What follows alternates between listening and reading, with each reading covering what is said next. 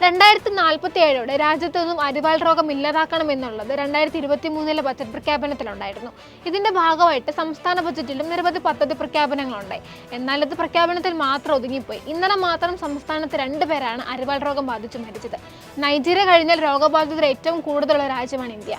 എന്താണ് ഈ അരിവാൾ രോഗം? ചുവന്ന ബ്ലഡ് സെൽസിനെ ബാധിക്കുന്ന ഒരു പാരമ്പര്യ രോഗമാണ് സിക്കിൾ സെൽ അനീമിയ അഥവാ അരിവാൾ രോഗം. ബ്ലഡിൽ നിന്ന് ഓക്സിജൻ വഹിക്കുന്ന രക്തകോശങ്ങൾക്കുണ്ടാകുന്ന രൂപമാറ്റമാണ് ഈ രോഗത്തിന് കാരണമാകുന്നത്. ഗുരുതരമായ ഈ രോഗാവസ്ഥ 4 മാസം പ്രായമുള്ള കുട്ടികൾ മുതൽ മുതിർന്നവരിൽ വരെ കാണപ്പെടാറുണ്ട്.